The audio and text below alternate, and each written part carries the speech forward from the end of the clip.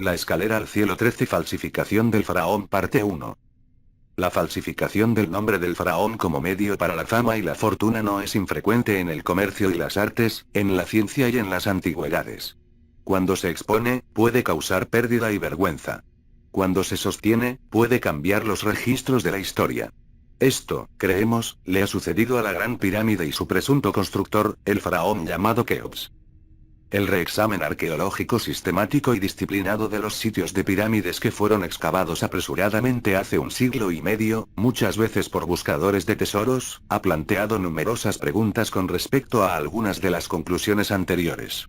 Se ha sostenido que la era de las pirámides comenzó con la pirámide escalonada de Zoser y estuvo marcada por una progresión sucesiva hacia una verdadera pirámide, que finalmente tuvo éxito. Pero, ¿por qué era tan importante lograr una verdadera pirámide? Si el arte de la construcción de pirámides se mejoró progresivamente, ¿por qué las muchas pirámides que siguieron a las pirámides de Giza fueron inferiores, en lugar de superiores, a las de Giza? ¿Fue la pirámide escalonada de Zoser el modelo para otros, o fue en sí misma una emulación de un modelo anterior? Los eruditos creen ahora que la primera pirámide escalonada más pequeña, Fig. 125, que Imhotep construyó sobre la mastaba estaba revestida con una hermosa y fina piedra caliza blanca Ahmed Fakri, las pirámides. Sin embargo, antes de que se completara esta carcasa, planeó otra alteración: la superposición de una pirámide aún mayor. Sin embargo, como sugiere la nueva evidencia, incluso esa pirámide escalonada final fue revestida para que pareciera una verdadera pirámide. La carcasa, descubierta por las misiones arqueológicas de la Universidad de Harvard dirigidas por George Reisner, estaba hecha primitivamente de ladrillos de barro, que por supuesto se derrumbaron muy pronto, dejando la impresión de que Zoser construyó una pirámide escalonada. Además, se descubrió que estos ladrillos de barro estaban encalados para simular una carcasa de piedra caliza blanca. Entonces, ¿a quién intentaba emular Zoser? Donde había visto Imhotep una verdadera pirámide ya erguida y completa, con lados lisos y revestimiento de piedra caliza y todo. Y otra pregunta. Sí, como sostiene la teoría actual, los intentos de Maidum y Saqqara de construir una pirámide lisa de 52 grados habían fracasado, y Sneferu tuvo que hacer trampa y construir la presunta primera pirámide verdadera en un ángulo de solo 43 grados porque su hijo procedió de inmediato a construir una pirámide mucho más grande en el precario ángulo de 52 grados y supuestamente logró lograrlo sin ningún problema. Si las pirámides de Giza eran solo pirámides habituales en la sucesiva cadena de pirámides por faraón, ¿por qué el hijo de Jufu, Radegdef, no construyó su pirámide junto a la de su padre, en Giza? Recuerde. Las otras dos pirámides de Giza supuestamente aún no estaban allí, por lo que Radegdef tenía todo el sitio libre para construir lo que quisiera. Y si los arquitectos e ingenieros de su padre dominaban el arte de construir la gran pirámide, ¿dónde iban a ayudar a Radegdef a construir una pirámide imponente similar, en lugar de la inferior y que se desmorona rápidamente que lleva su nombre? Fue la razón por la que ninguna otra pirámide, excepto la Gran Pirámide, poseía un pasaje ascendente, que su único pasaje ascendente fue bloqueado y oculto con éxito hasta AD 820, de modo que todos los que emularon esta pirámide supieran solo de un pasaje descendente. La ausencia de inscripciones jeroglíficas en las tres pirámides de Giza también es motivo de preguntarse, como hizo James Bonwick hace un siglo, Pyramid Facts and Fancies. ¿Quién puede persuadirse a sí mismo de que los egipcios habrían dejado monumentos tan magníficos sin al menos inscripciones jeroglíficas, los que abundaban en jeroglíficos en todos los edificios de cualquier consideración? La ausencia, hay que suponer, se debe al hecho de que las pirámides se habían construido antes del desarrollo de la escritura jeroglífica o no fueron construidas por los egipcios. Estos son algunos de los puntos que refuerzan nuestra creencia de que cuando Zoser y sus sucesores comenzaron la costumbre de construir pirámides, se propusieron emular los modelos que ya existían. Las pirámides de Giza no fueron mejoras en los esfuerzos anteriores de Zoser. Más bien, eran los prototipos que Zoser, y los faraones posteriores a él, intentaron emular. Algunos estudiosos han sugerido que las pequeñas pirámides satélites de Giza eran en realidad modelos a escala, aproximadamente 1,5, que fueron utilizados por los antiguos exactamente como los arquitectos de hoy utilizan modelos a escala para evaluación y orientación. Pero ahora se sabe que fueron ampliaciones posteriores. Sin embargo, creemos que efectivamente existió tal modelo a escala. La tercera pirámide, con sus evidentes experimentos estructurales. Entonces, creemos, los dos más grandes fueron construidos como un par de balizas guía para los Anunnaki. Pero, ¿qué pasa con Menkaura, Chefra y Keops, quienes, nos ha dicho Heródoto, fueron los constructores de estas pirámides? Bueno, de hecho, ¿qué pasa con ellos? Los templos y la calzada adjunta a la tercera pirámide muestran evidencia de que su constructor fue Menkaura, evidencia que incluye inscripciones que llevan su nombre y varias estatuas exquisitas que lo muestran abrazado por Hathor y otra diosa. Pero todo lo que esto atestigua es que Menkaura construyó estas estructuras auxiliares, asociándose con la pirámide, no que él la construyó. Los Anunnaki, es lógico suponer, solo necesitaban las pirámides y no habrían construido templos para adorarse a sí mismos. Solo un faraón requiere un templo funerario y las otras estructuras asociadas con su viaje al dios. Dentro de la tercera pirámide propiamente dicha, no se ha encontrado ni una inscripción, ni una estatua, ni una pared decorada. Precisión pura y austera. La única prueba supuesta resultó ser una falsa pretensión. Los fragmentos del ataúd de madera con el nombre de Menkaura inscrito resultaron ser de una época de unos 2000 años después de su reinado. Y la momia que emparejaba el ataúd era de los primeros tiempos cristianos. Por lo tanto, no hay ni una pizca de evidencia que apoye la noción de que Menkaura, o cualquier faraón para el caso, tuvo algo que ver con la creación y construcción de la pirámide en sí. La segunda pirámide también está completamente desnuda. Las estatuas que llevan el cartucho, marco ovalado dentro del cual está inscrito el nombre real, de Chefra se encontraron solo en los templos contiguos a la pirámide. Pero no hay nada en absoluto que indique que lo haya construido. ¿Qué pasa entonces con Keops?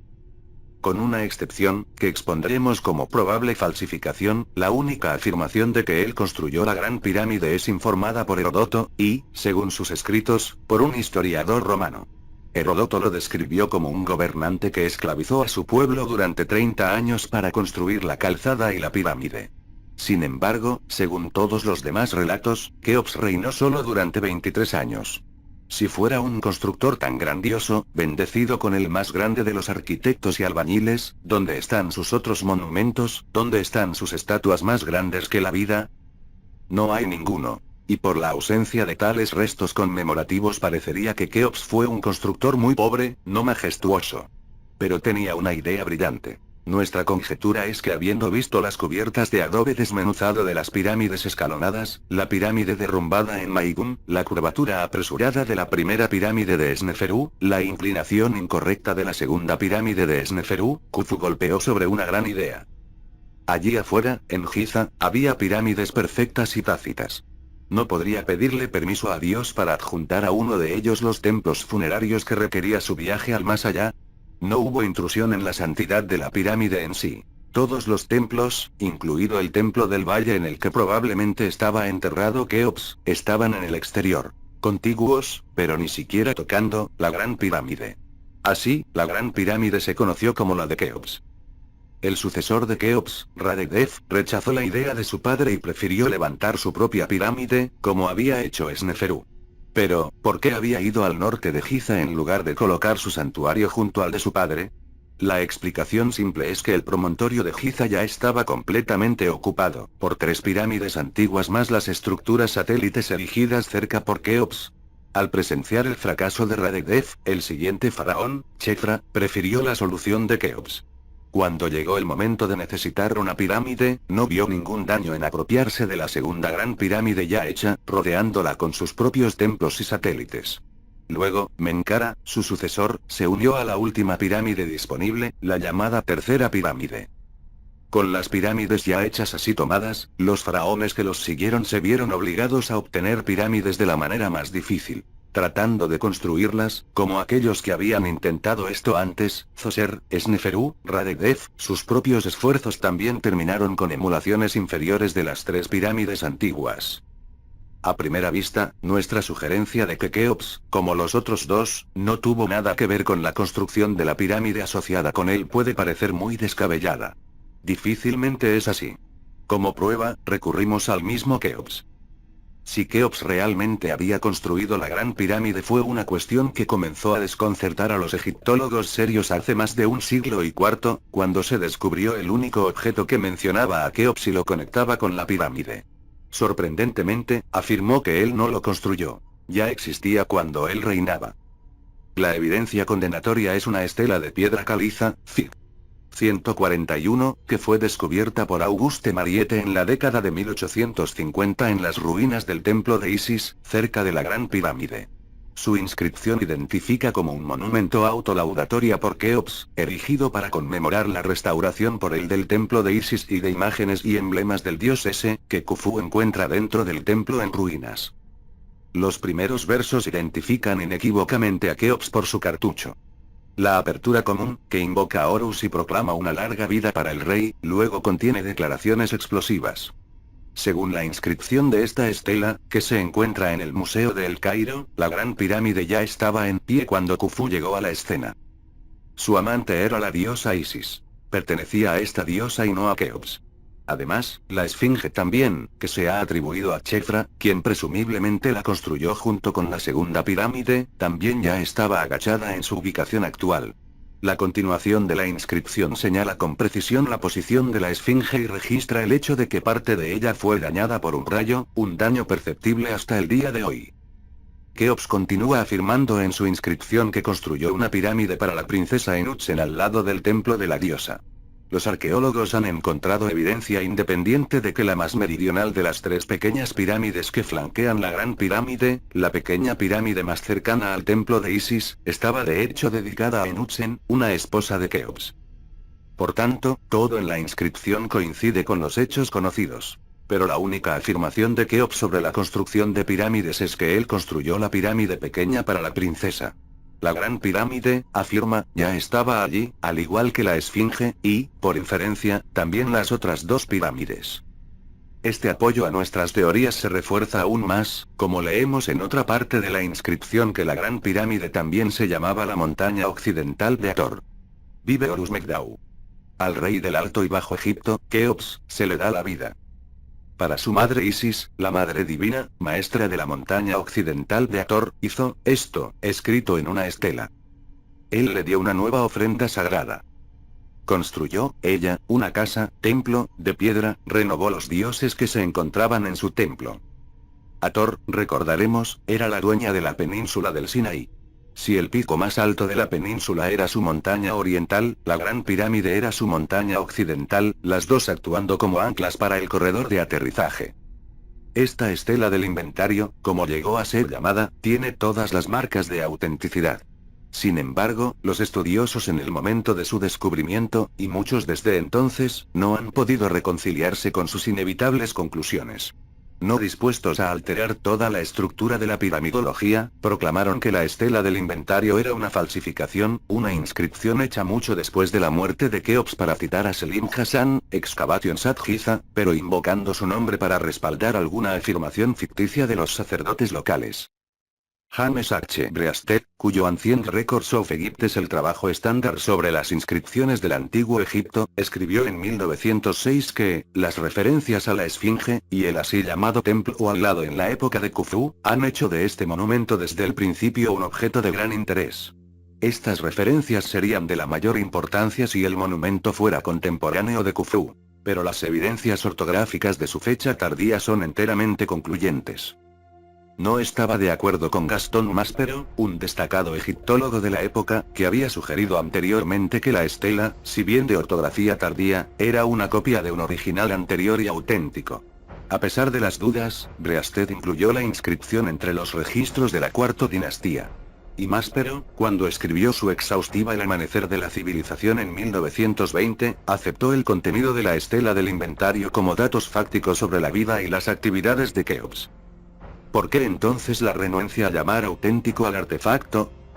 La estela del inventario fue condenada por falsificación porque solo una década antes, la identificación de Keops como el constructor de la Gran Pirámide parecía haberse establecido de manera indiscutible.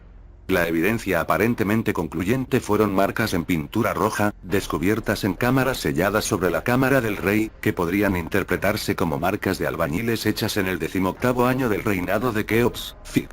142. Dado que no se entró en las cámaras hasta que se descubrieron en 1837, las marcas deben haber sido auténticas. Y si el inventario de la estela ofrecía información contradictoria, la estela debe haber sido una falsificación. Pero a medida que investigamos las circunstancias de las marcas de pintura roja y determinamos quiénes fueron los descubridores, una investigación que de alguna manera nunca se había realizado antes, la conclusión que surge es la siguiente. Si se había producido una falsificación, no ocurrió en la antigüedad sino en el año 1837 DC, y los falsificadores no eran algunos sacerdotes locales, sino 2 o 3 ingleses sin escrúpulos. La historia comienza con la llegada a Egipto el 29 de diciembre de 1835 del coronel Richard Howard Bisse, una oveja negra de una aristocrática familia inglesa. En ese momento, otros oficiales del ejército de Su Majestad se habían convertido en prominentes en las filas de anticuarios, como se llamaba entonces a los arqueólogos, leyendo artículos ante sociedades distinguidas y recibiendo el debido reconocimiento público. Si Bisse había ido o no a Egipto con tales nociones en mente, el hecho es que al visitar las pirámides de Giza, se sintió atrapado de inmediato por la fiebre de los descubrimientos diarios tanto de eruditos como de legos. Estaba especialmente emocionado por los cuentos y teorías de un tal Giovanni Battista Caviglia, que había estado buscando una cámara oculta dentro de la Gran Pirámide. En cuestión de días, Bisse se ofreció a proporcionar los fondos para la búsqueda de Caviglia, si era aceptado como codescubridor. Caviglia rechazó la oferta de plano. Y el ofendido Bisse zarpó hacia Beirut a fines de febrero de 1836, para visitar Siria y Asia Menor. Pero el largo viaje no curó el anhelo que se despertó en su interior. En lugar de regresar a Inglaterra, regresó a Egipto en octubre de 1836. En la visita anterior, se había hecho amigo de un astuto intermediario llamado J.R. Hill, entonces superintendente de una fábrica de cobre. Ahora le presentaron a un Sir Sloane, quien susurró que había formas de conseguir un firman, un decreto de concesión, del gobierno egipcio para los derechos exclusivos de excavación en Giza. Así guiado, Bisse acudió al cónsul británico, coronel Campbell, para obtener la documentación necesaria. Para su gran sorpresa, Firman nombró a Campbell y Sloane como coautores y designó a Caviglia como supervisor de la obra. El 2 de noviembre de 1836, el decepcionado Bisse pagó a Caviglia mi primera suscripción de $200 y partió disgustado en un viaje turístico al Alto Egipto.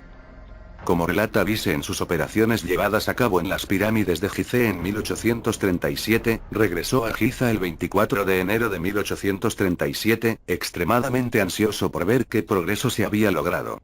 Pero en lugar de buscar la cámara oculta, Caviglia y sus trabajadores estaban ocupados desenterrando momias de las tumbas alrededor de las pirámides. La furia de Bisse se calmó solo cuando Caviglia afirmó que tenía algo importante que mostrarle. La escritura de los constructores de las pirámides. Las excavaciones en las tumbas mostraron que los antiguos albañiles a veces marcaban las piedras precortadas con pintura roja. Caviglia dijo que tales marcas las encontró en la base de la segunda pirámide. Pero cuando se examina con Bisse, la pintura roja, la escalera al cielo 13 falsificación al faraón parte 2. ¿Qué pasa con la Gran Pirámide? Caviglia, que trabajaba allí para descubrir a dónde conducían los canales de aire desde la cámara del rey, estaba más convencida que nunca de que había cámaras secretas más arriba. Nathaniel Davison descubrió uno de esos compartimentos, al que se puede acceder a través de un camino de acceso, en 1765, Fig. 143.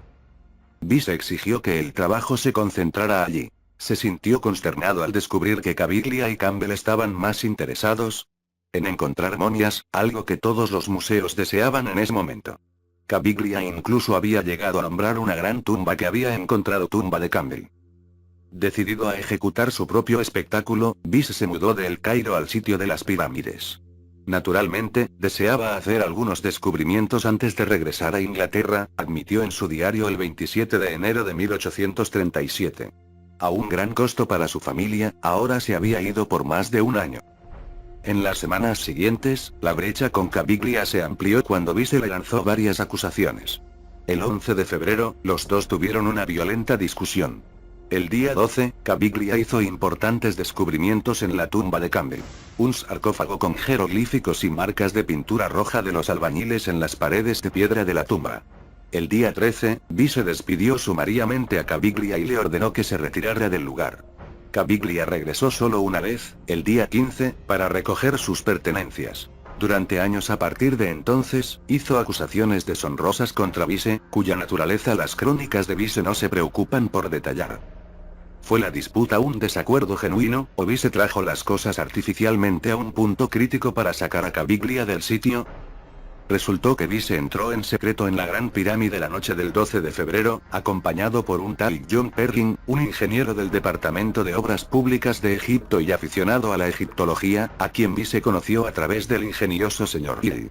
Los dos examinaron una intrigante grieta que se había desarrollado en un bloque de granito sobre la cámara de Davison. Cuando se empujaba una caña, se desdoblaba. Obviamente había algo de espacio más allá. ¿Qué planes inventaron los dos durante esa visita nocturna secreta?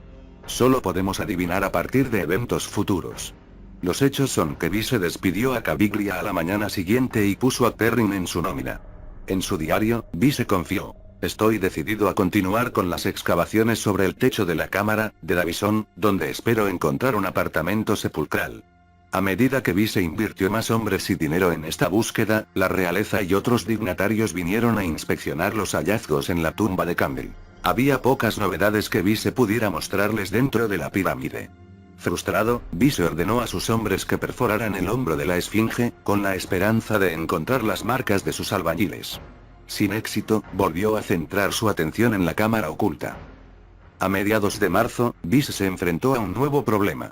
Otros proyectos estaban atrayendo a sus trabajadores. Dobló su paga, si tan solo trabajaran día y noche. El tiempo, se dio cuenta, se estaba acabando. Desesperado, Vise lanzó la precaución a los vientos y ordenó el uso de explosivos para abrirse camino a través de las piedras que bloqueaban su avance. El 27 de marzo, los trabajadores lograron hacer un pequeño agujero a través de las losas de granito. Y lógicamente, Vise despidió al capataz, uno llamado Paulo. Al día siguiente, Vise escribió: inserté una vela en el extremo de una varilla a través de un pequeño orificio que se había hecho en la cámara de arriba de Davison, y tuve la mortificación de descubrir que era una cámara de construcción como la de abajo. Eso. Había encontrado la cámara oculta. Figura 144. Usando pólvora para agrandar el agujero, Vise entró en la cámara recién descubierta el 30 de marzo, acompañado por el señor Hill. Lo examinaron a fondo.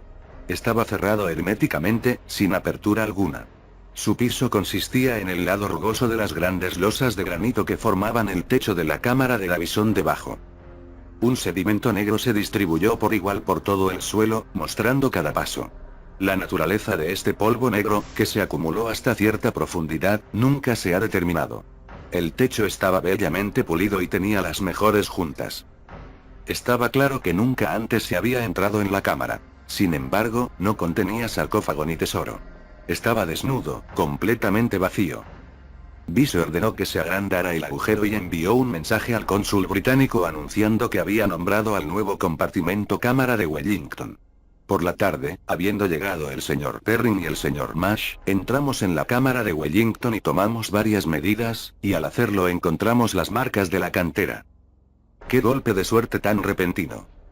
Eran similares a las marcas de canteras pintadas de rojo que se encuentran en las tumbas fuera de la pirámide. De alguna manera, Vise y Hill los extrañaron por completo cuando inspeccionaron minuciosamente la cámara por sí mismos.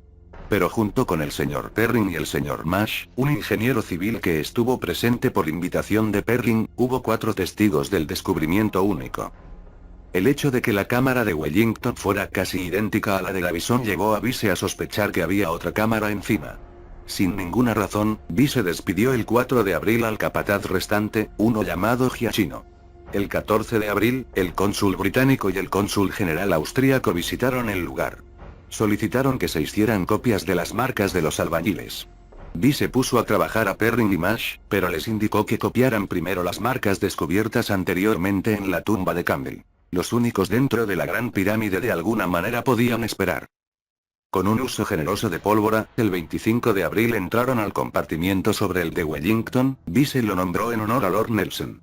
Estaba tan vacío como los demás, y su piso también estaba cubierto con el misterioso polvo negro.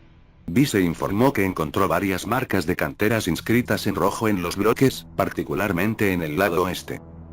Todo el tiempo, el señor Hill entraba y salía de las cámaras recién encontradas, aparentemente para inscribir en ellas, ¿cómo? Los nombres de Wellington y Nelson. El día 27, el señor Hill, ni Perrin ni Marsh, copió las marcas de la cantera. Vice reprodujo los de Nelson Chamber, aunque no los de Wellington, en su libro, Cid. 145A. El 7 de mayo, el camino fue volado a una cámara más sobre la de Nelson, que Vice nombró temporalmente en honor a Lady Arbuthnot. La entrada del diario no menciona ninguna marca de cantera, aunque más tarde se encontraron allí en abundancia.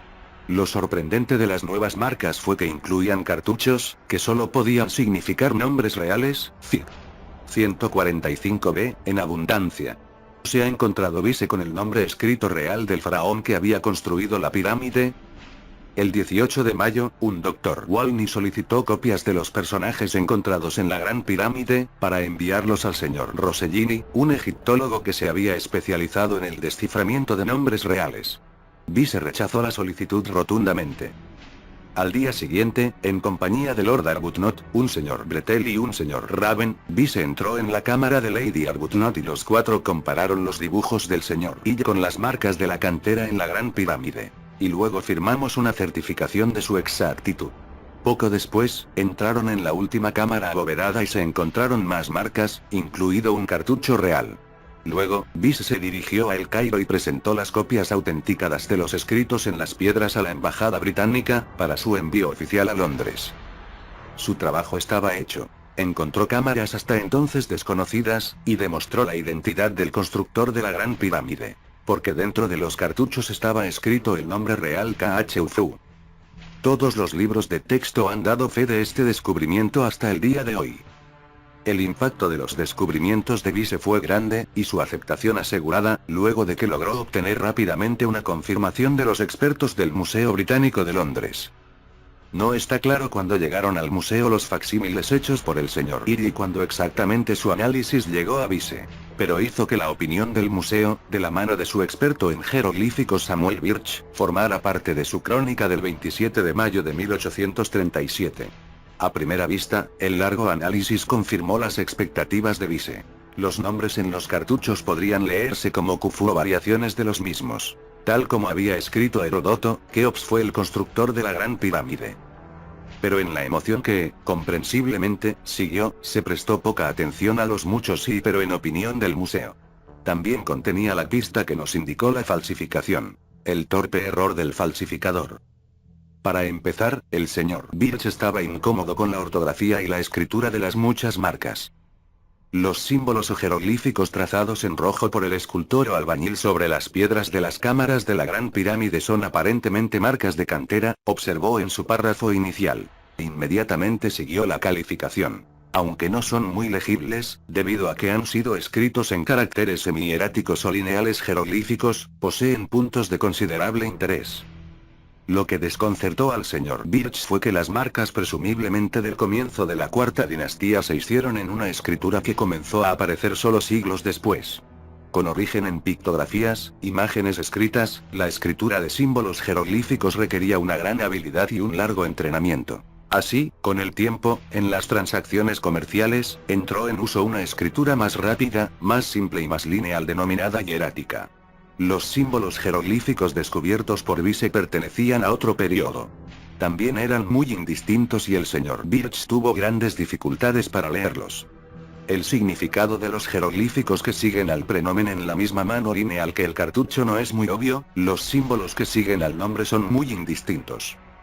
Muchos de ellos le parecían escritos en caracteres casi hieráticos, de un período incluso mucho más tardío que los caracteres semihieráticos.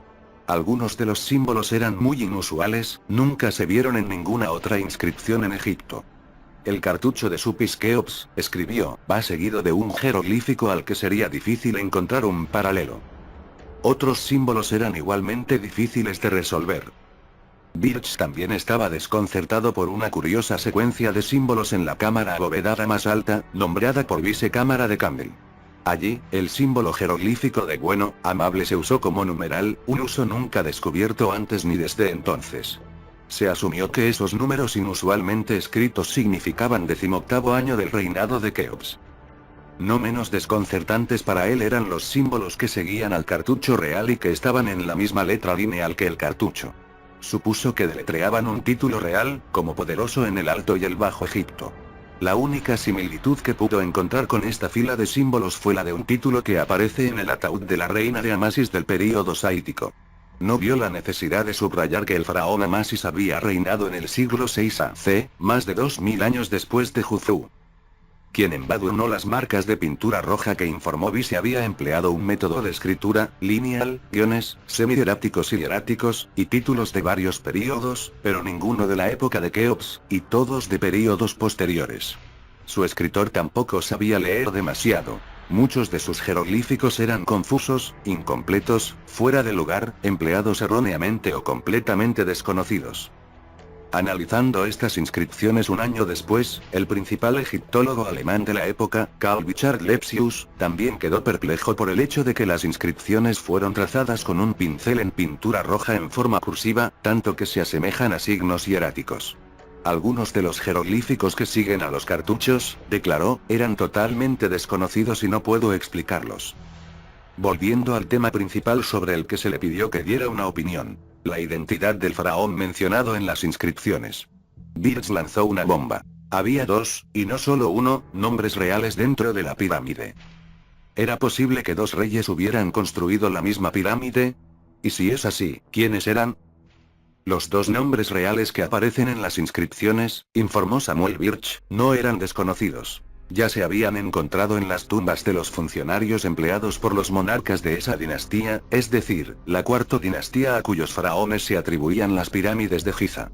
En un cartucho, Fi. 146A, se leía entonces Saufou o Shoufou. El otro, 146B, incluía el símbolo del carnero del dios Khnum y luego se leía Senekufosene Soufou. Tratando de analizar el significado del nombre con el símbolo del carnero, Birch notó que un cartucho, similar al que aparece por primera vez en la Cámara de Wellington, había sido publicado por el señor Wilkinson, Mater.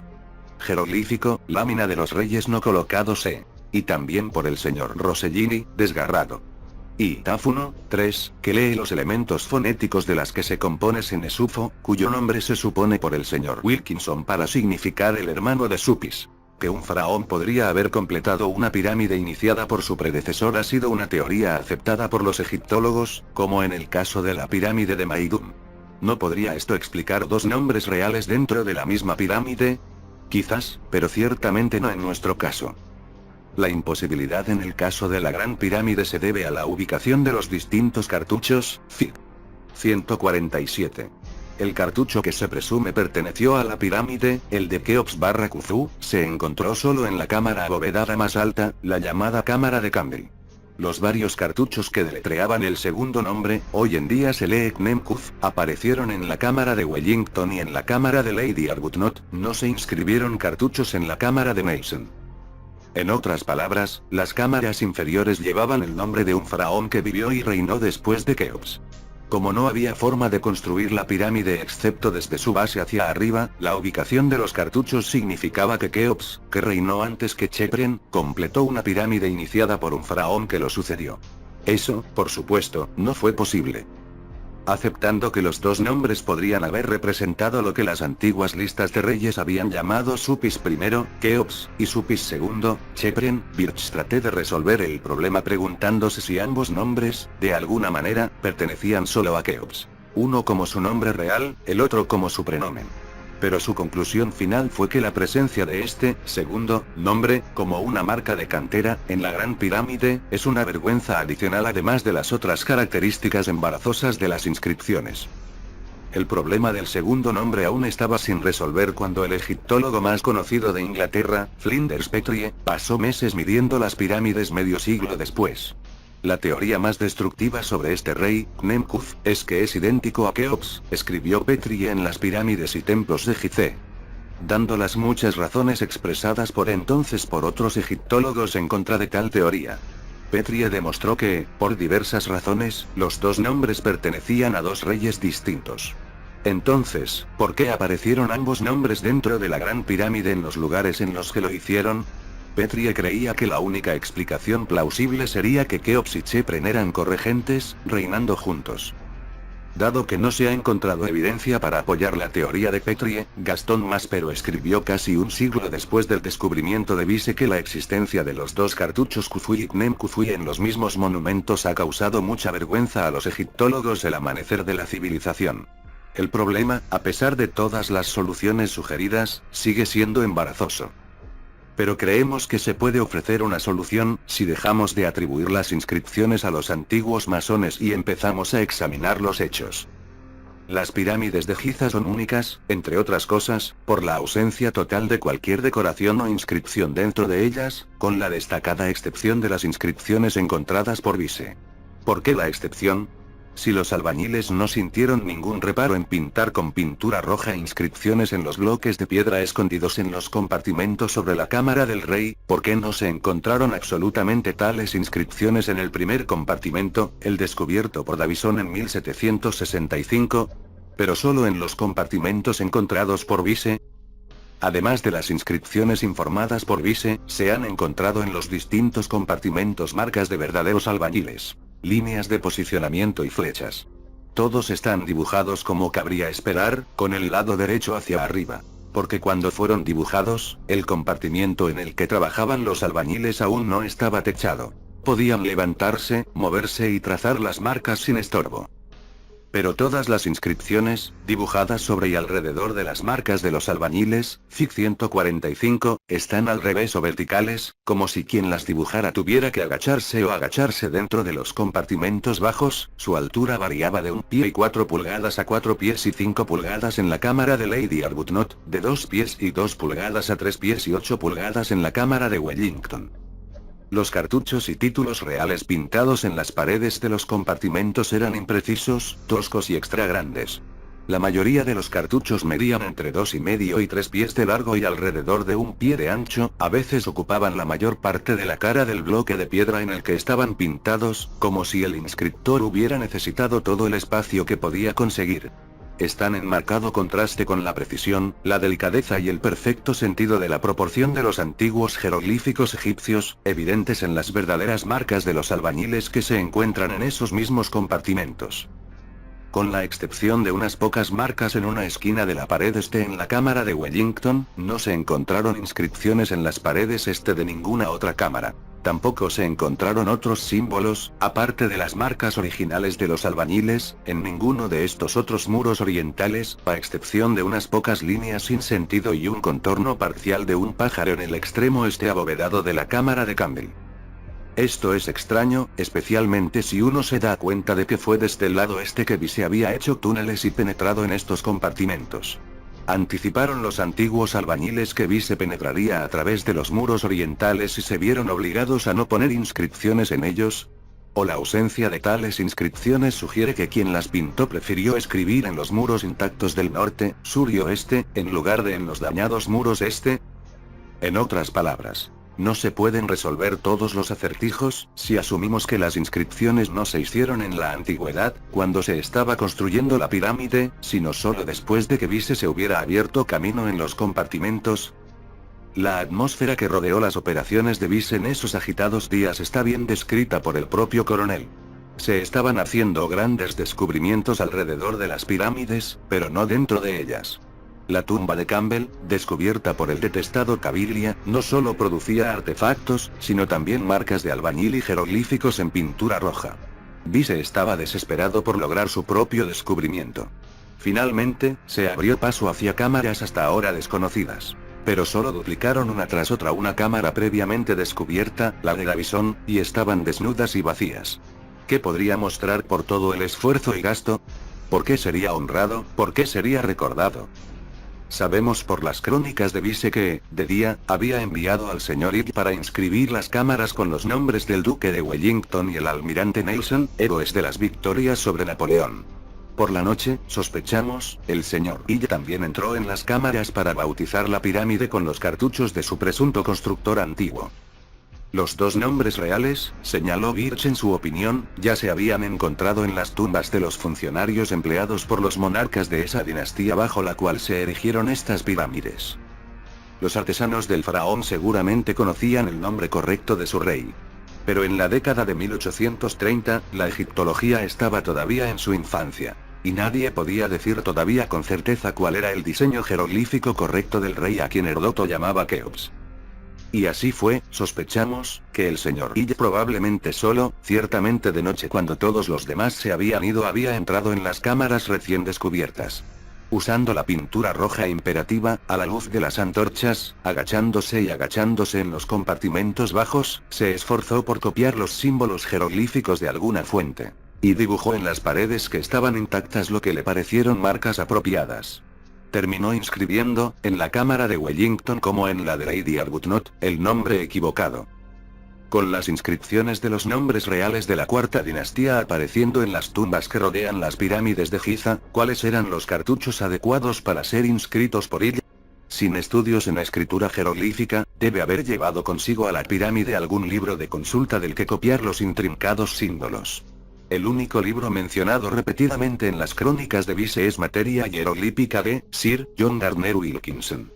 Como decía su portada, su objetivo era actualizar al lector sobre el panteón egipcio y la sucesión de los faraones desde los primeros tiempos hasta la conquista de Alejandro.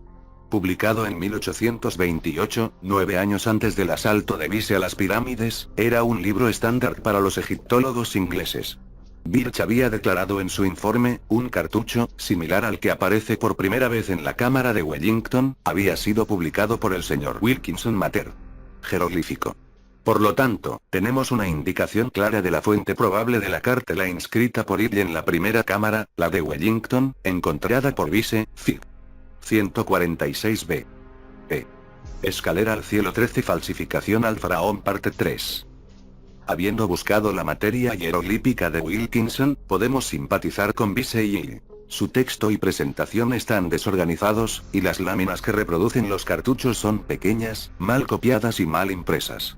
Wilkinson parece haber estado inseguro no solo con respecto a la lectura de los nombres reales, sino también con respecto a la manera correcta en que los jeroglíficos tallados o esculpidos en piedra deben transcribirse en escritura lineal. El problema era más agudo con respecto al signo del disco, que en tales monumentos aparecía como un disco sólido o como una esfera vacía, y en escritura lineal, o cepillada, como un círculo con un punto en el centro. En sus obras, transcribió los cartuchos reales en cuestión en algunos casos como un disco sólido y en otros como un círculo con un punto en el centro. Ille había seguido la guía de Wilkinson. Pero todos estos cartuchos eran de la variedad Knum. En el tiempo, significa que para el 7 de mayo solo se inscribieron los cartuchos de carnero. Luego, el 27 de mayo, cuando allanaron la cámara de Campbell, se encontró el cartucho vital y concluyente que deletreaba KHUFU. ¿Cómo sucedió el milagro? Una pista se esconde en un segmento sospechoso de las crónicas de Bise, en una entrada dedicada al hecho de que las piedras de la carcasa no mostraban el menor rastro de inscripción o de escultura, ni tampoco en ninguna piedra perteneciente a la pirámide, o cerca de ella, con la excepción de las marcas de cantera ya descritas. Bise señaló que había otra excepción. Parte de un cartucho de Supis, grabado en una piedra marrón, de 15 centímetros de largo por 4 de ancho. Este fragmento fue excavado en el montículo del lado norte el 2 de junio. Bise reprodujo un boceto del fragmento, Fig. 148a. ¿Cómo supo Bise, incluso antes de la comunicación del Museo Británico, que esto era parte de un cartucho de Supis? A Bise le gustaría que creyéramos que fue porque una semana antes, el 27 de mayo, había encontrado el cartucho completo, Fig. 148b, en la cámara de Campbell. Pero aquí está el aspecto sospechoso. Bise afirma en la entrada citada anteriormente que la piedra con el cartucho de Khufu parcial se encontró el 2 de junio. Sin embargo, su entrada está fechada el 9 de mayo.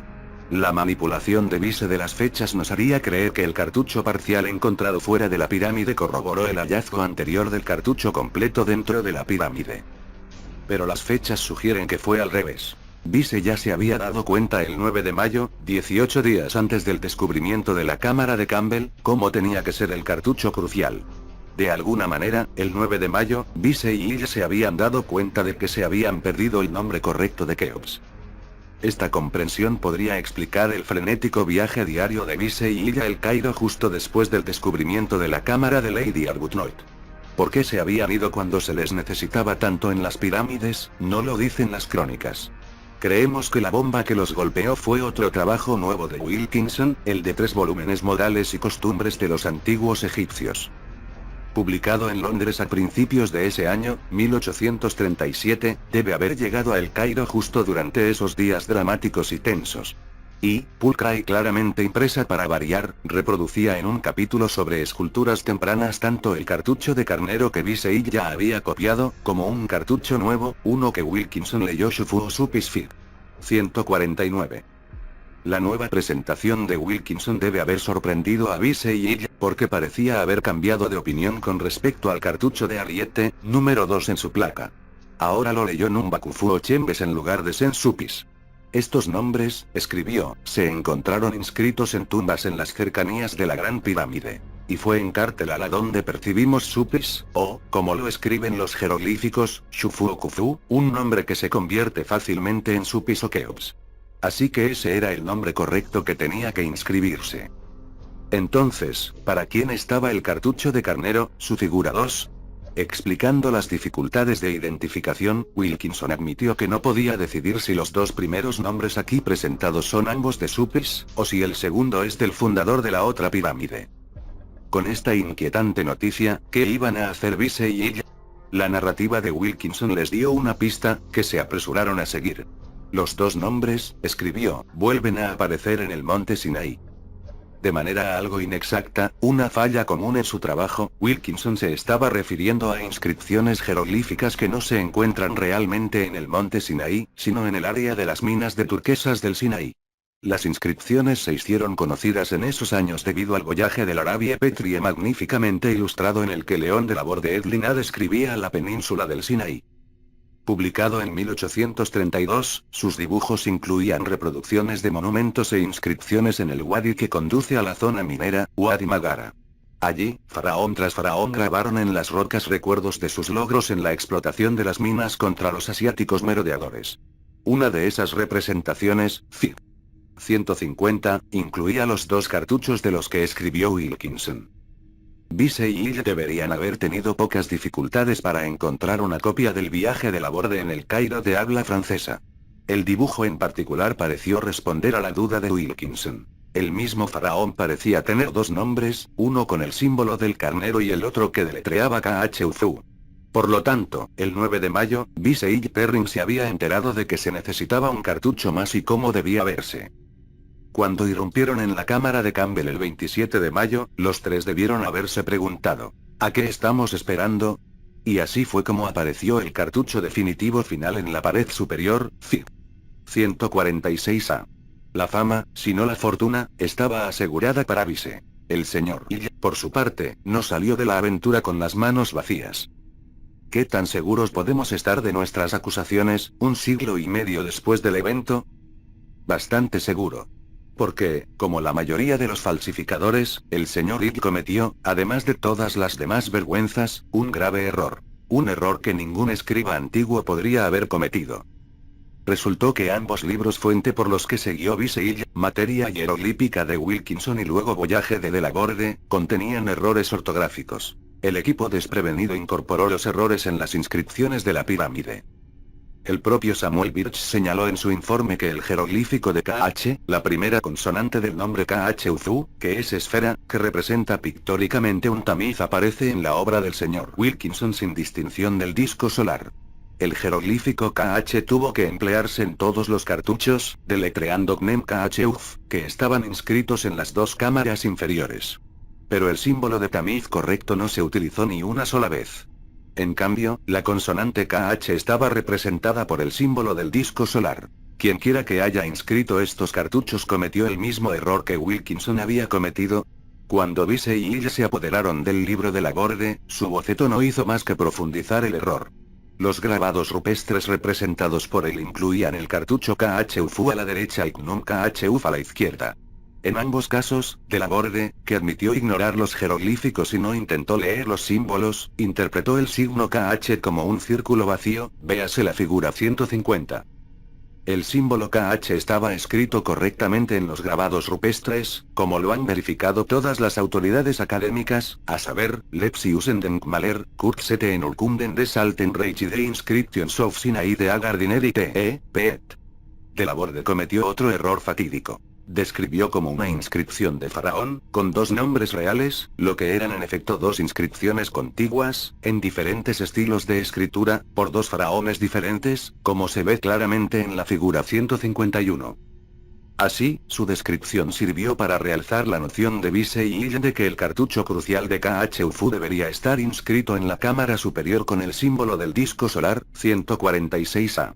Pero al hacerlo, el inscriptor había empleado el símbolo jeroglífico y el sonido fonético de Ra, el dios supremo de Egipto. Sin saberlo, había deletreado Noknem Kuf, sin Noknem Rauf. No Keops, sino Raufu. Había usado el nombre del gran dios de manera incorrecta y en vano. Fue una blasfemia en el antiguo Egipto. También fue un error inconcebible para un escriba egipcio de la época de los faraones. Como dejan claro monumento tras monumento e inscripción tras inscripción, el símbolo de Ra y el símbolo de KH siempre se emplearon correctamente, no solo en diferentes inscripciones, sino también en la misma inscripción por el mismo escriba. Y, por lo tanto, la sustitución de KH por Ra fue un error que no pudo haberse cometido en la época de Khufu, ni de ningún otro faraón antiguo. Solo un extraño a los jeroglíficos, un extraño a Keops y un extraño a la abrumadora adoración de Ra, podría haber cometido un error tan grave. Sumado a todos los demás aspectos desconcertantes o inexplicables del descubrimiento informado por Vise, este error final establece de manera concluyente, creemos, que Vise y sus ayudantes, no los constructores originales de la Gran Pirámide, hicieron que se inscribieran las marcas pintadas de rojo. Pero, cabe preguntarse, ¿no había riesgo de que los visitantes externos, como los cónsules británico y austríaco, o Lord y Lady Arbuthnot, se dieran cuenta de que las inscripciones tenían un aspecto mucho más fresco que las verdaderas marcas de los albañiles? La pregunta fue respondida en ese momento por uno de los hombres involucrados, el señor Perrin, en su propio volumen sobre el tema, Las pirámides de Gizeh. La pintura usada para las inscripciones antiguas, escribió, era una composición de ocre rojo llamada por los árabes mogra, que todavía está en uso. No solo estaba disponible la misma pintura ocre rojo, afirmó Perrin, sino que tal es el estado de conservación de las marcas en las canteras, que es difícil distinguir la marca de ayer de una de 3000 años. Los falsificadores, en otras palabras, estaban seguros de su tinta. Vise y Ille, posiblemente con la connivencia tácita de Perrin, eran moralmente capaces de perpetrar semejante falsificación.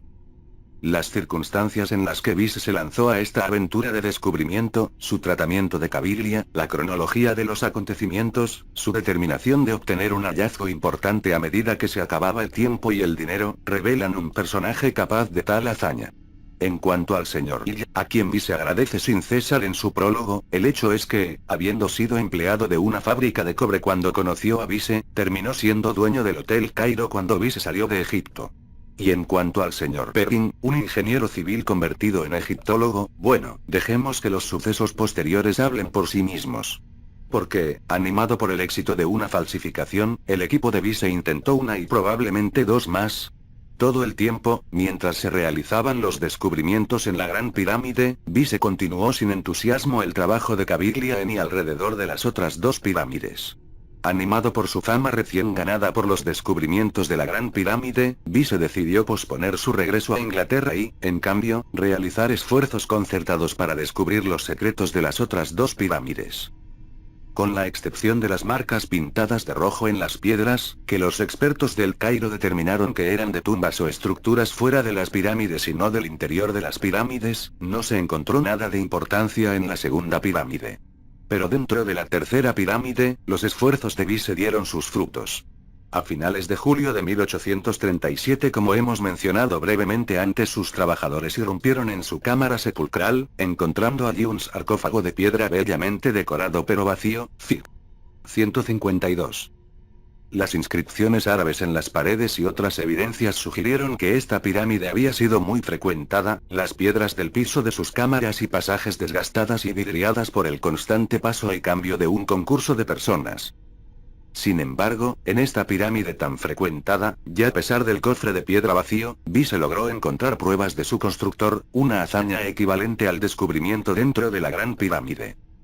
En otra cámara rectangular que Vise llamó el Gran Apartamento, se encontraron grandes montones de basura, junto con el revelador grafiti árabe garabateado. Vise concluyó de inmediato que esta cámara probablemente estaba destinada a ceremonias fúnebres, como las de Abu-Simbel, Tebas, etc. Cuando se sacó la basura, se encontró la mayor parte de la tapa del sarcófago, y cerca de ella, fragmentos de la parte superior de una caja de monia, inscrita con jeroglíficos, y entre ellos, con el cartucho de Menkare, fueron descubiertos sobre un bloque de piedra, junto con parte de un esqueleto, que consta de costillas y vértebras, y los huesos de las piernas y los pies envueltos en una tela de lana gruesa de color amarillo. Posteriormente se tomaron más de la tabla y la tela fuera de la basura. Por lo tanto, parece que, dado que no se pudo quitar el sarcófago, la caja de madera que contenía el cuerpo había sido llevada al gran apartamento para su examen. Este, entonces, fue el escenario esbozado por Vise. Siglos antes, los árabes se habían roto en la cámara sepulcral. Encontraron el sarcófago y le quitaron la tapa. Dentro había una monia dentro de un ataúd de madera. La monia del constructor de la pirámide. Los árabes llevaron el ataúd y la monia al gran apartamento para examinarlos, rompiéndolos en el proceso. Ahora Vise encontró todos estos restos. Y un cartucho en un fragmento de la caja de la monia, Fig. 153, deletreaba Menkaure, el mismísimo Mecerinus de Herodotus. Demostró la identidad de los constructores de ambas pirámides. La escalera al cielo 13 falsificación hacia el faraón parte 4. El sarcófago se perdió en el mar durante su transporte a Inglaterra. Pero la caja de la momia y los huesos llegaron a salvo al Museo Británico, donde Samuel Birch pudo examinar la inscripción real, en lugar de trabajar a partir de facsímiles, como fue el caso de las inscripciones dentro de las cámaras de la Gran Pirámide. Pronto expresó sus dudas. El ataúd de Micerino, dijo, manifiesta una considerable diferencia de estilo con respecto a los monumentos de la Cuarta Dinastía. Wilkinson, por otro lado, aceptó el estuche de la momia como prueba auténtica de la identidad del constructor de la tercera pirámide. Pero tenía dudas con respecto a la momia en sí. Sus envoltorios de tela no le parecían de la pretendida antigüedad. En 1883, Gastón Maspero coincidió en que la cubierta del cofre de madera del rey Menchere no es de la época de la Cuarta Dinastía. Lo consideró una restauración llevada a cabo en la dinastía XXV. En 1892, Kurt Sete resumió la opinión de la mayoría de que la cubierta del ataúd solo podría haberse fabricado después de la época de la XX dinastía. Como es bien sabido, tanto la caja de momia como los huesos no eran los restos de un entierro original. En palabras de I.S. Edwards, las pirámides de Egipto en la cámara funeraria original, el coronel Vise había descubierto algunos huesos humanos y la tapa de un ataúd antropoide de madera con el nombre de Micerinus inscrito. Esta tapa, que ahora se encuentra en el Museo Británico, no puede haber sido hecha en la época de Micerinus, porque es de un patrón que no se usó antes del período saita. Las pruebas de radiocarbono han demostrado que los huesos datan de los primeros tiempos cristianos. Sin embargo, la mera declaración que niega la autenticidad del hallazgo no va al meollo del asunto. Si los restos no eran de un entierro original, entonces deben haber sido de un entierro intrusivo. Pero en tal caso, momia y ataúd serían del mismo periodo. Este no era el caso. Aquí, alguien había armado una momia desenterrada en un lugar, un ataúd de otro lugar. La conclusión inevitable es que el hallazgo representó un fraude arqueológico deliberado. ¿Podría el desajuste haber sido una coincidencia, los restos genuinos dentro de la pirámide de dos entierros intrusivos, de diferentes épocas? Esto debe dudarse, en vista del hecho de que el fragmento del ataúd llevaba la cartela de Menkaure. Este cartucho se ha encontrado en estatuas e inscripciones alrededor de la tercera pirámide y sus templos, pero no en su interior, y es probable que el féretro con el cartucho también se haya encontrado en esos alrededores. La atribución del ataúd a tiempos posteriores se deriva no solo de su patrón, sino también de la redacción de la inscripción. Es una oración a Osiris del Libro de los Muertos. Su aparición en un ataúd de la Cuarta Dinastía ha sido calificada de notable incluso por el confiado, pero conocedor, Samuel Birch, Historia Antigua de los Monumentos. Sin embargo, no tenía por qué haber sido una restauración, como han sugerido algunos eruditos, de la dinastía Xxvi. Sabemos por la lista de reyes de Seti I de Abidos que el octavo faraón de la sexta dinastía también se llamaba Menkaure, y deletreaba su nombre de manera similar. Está claro, entonces, que alguien había encontrado por primera vez, en las proximidades de la pirámide, el ataúd. Seguramente se dio cuenta de su importancia, ya que, como el propio Vise ha informado, había encontrado apenas un mes antes el nombre de Menkarra, Micerinus, escrito con pintura roja en el techo de la cámara funeraria del centro de los tres pequeñas pirámides, al sur de la tercera pirámide. Debe haber sido este hallazgo lo que le dio al equipo la idea de crear un descubrimiento dentro de la propia tercera pirámide. Vise y Perrin han reclamado el mérito del descubrimiento. ¿Cómo pudieron haber perpetrado el fraude, con o sin la ayuda del señor Ilya? Una vez más, las propias crónicas de Vise insinúan la verdad. Al no estar presente cuando se encontraron las reliquias, escribió el coronel Vise, le pidió al señor Raven, cuando ese caballero estaba en Inglaterra, que escribiera un relato del descubrimiento como testigo independiente. Invitado de alguna manera a estar presente en el momento adecuado, el señor H. Raven, quien se dirigió al coronel Vise como señor y firmó la carta de evidencia, su más obediente servidor, atestiguó lo siguiente.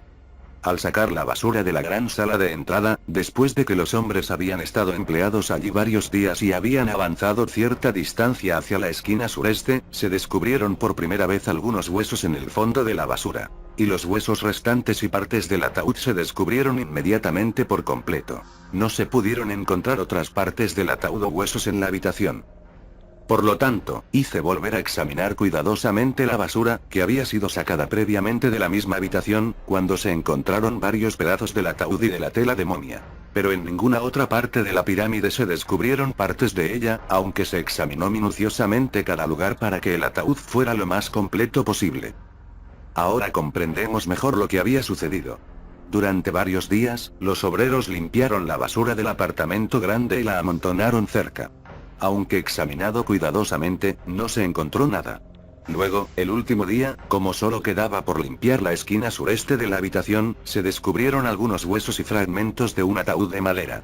No se pudieron descubrir otras partes del ataúd o huesos en la habitación. Luego se sugirió sabiamente que la basura que había sido sacada de la habitación, una pila de 1 metro de alto, fuera cuidadosamente reexaminada, no examinada, sino reexaminada. Y, he aquí, se encontraron más huesos y fragmentos de ataúd con el importantísimo cartucho. ¿Dónde estaban las partes restantes del esqueleto y el ataúd? Aunque cada lugar fue examinado minuciosamente para que el ataúd sea lo más completo posible, no se encontró nada en ninguna otra parte de la pirámide. Entonces, a menos que creamos que los huesos y los fragmentos de ataúd fueron transportados como recuerdos en siglos pasados, solo podemos suponer que quienquiera que haya transportado las partes descubiertas, trajo solo los fragmentos suficientes para crear el descubrimiento. Un ataúd completo y una momia completa. No estaban disponibles o eran demasiado engorrosos para introducirlos de contrabando. Aclamado por este segundo gran descubrimiento, poco después fue ascendido al rango de general Cole. Vise y Perrin procedieron a producir en el sitio de la pirámide escalonada de Zoser una piedra con el nombre de Zoser, escrito con pintura roja, por supuesto. No hay suficientes detalles en las crónicas para determinar si eso también fue una falsificación. Pero de hecho es increíble que haya sido nuevamente el mismo equipo el que logró desenterrar pruebas de un constructor de pirámides más. Si bien la mayoría de los egiptólogos han aceptado sin más investigación la afirmación de que el nombre de Keops estaba inscrito en la Gran Pirámide, las obras de Sir Alan Gardiner sugieren que tenía dudas sobre el tema. En su Egipto de los faraones, reprodujo cartuchos reales con un claro distinción entre los jeroglíficos de Raika H. El cartucho de Keops, escribió, se encuentra en varias canteras, en las tumbas de sus parientes y nobles, y en ciertos escritos de fecha posterior. Llama la atención por su ausencia en esta lista. La inscripción en la Gran Pirámide, Sir Alan también omitió cualquier mención de los descubrimientos de Vise en la tercera pirámide e incluso del nombre de Vise como tal. Si la prueba de la construcción de las pirámides de Giza por los presuntos faraones se rompe, ya no hay razón para sospechar la autenticidad de la estela del inventario, que afirmaba que las pirámides y la esfinge ya estaban allí cuando Jufu vino a rendir homenaje a Isis y Osiris. No queda nada que contradiga nuestra afirmación de que estas 3 pirámides fueron construidas por los dioses. Al contrario, todo en ellos sugiere que no fueron concebidos por hombres para uso de hombres. Ahora procederemos a mostrar cómo formaban parte de la red de orientación que servía al puerto espacial de los Nefilim.